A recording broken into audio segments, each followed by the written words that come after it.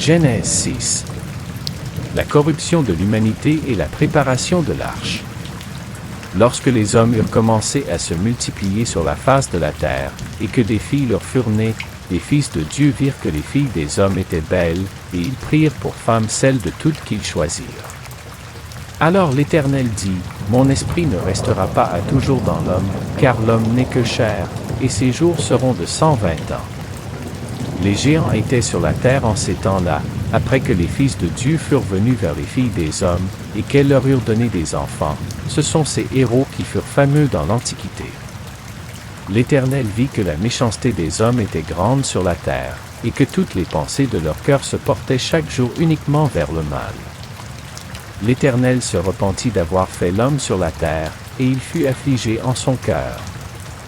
Et l'Éternel dit, « J'exterminerai de la face de la terre l'homme que j'ai créé, depuis l'homme jusqu'au bétail, aux reptiles et aux oiseaux du ciel, car je me repens de les avoir faits. » Mais Noé trouva grâce aux yeux de l'Éternel.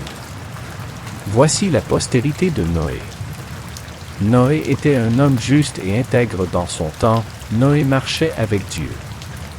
Noé engendra 3 fils, Sem, Cham et Japheth. La terre était corrompue devant Dieu, la terre était pleine de violence. Dieu regarda la terre, et voici, elle était corrompue, car toute chair avait corrompu sa voie sur la terre.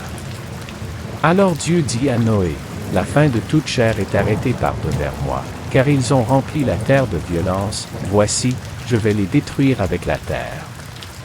Fais-toi une arche de bois résineux, tu disposeras cette arche en cellules, et tu l'enduiras de poids en dedans et en dehors. Voici comment tu la feras. L'arche aura 300 coudées de longueur, 50 coudées de largeur, et 30 coudées de hauteur.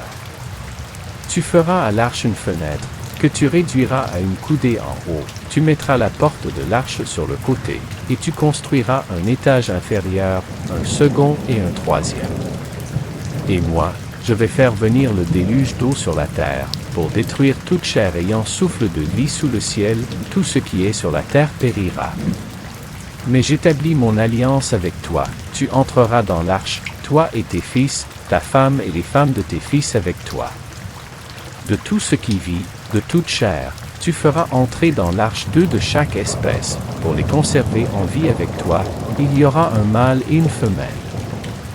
Des oiseaux selon leur espèce, du bétail selon son espèce, et de tous les reptiles de la terre selon leur espèce, 2 de chaque espèce viendront à toi, pour que tu leur conserves la vie.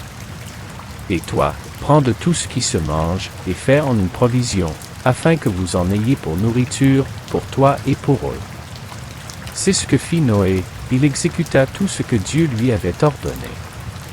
Merci d'avoir regardé. J'espère que vous avez apprécié le chapitre d'aujourd'hui.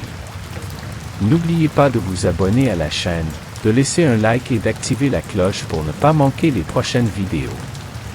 À la prochaine lecture.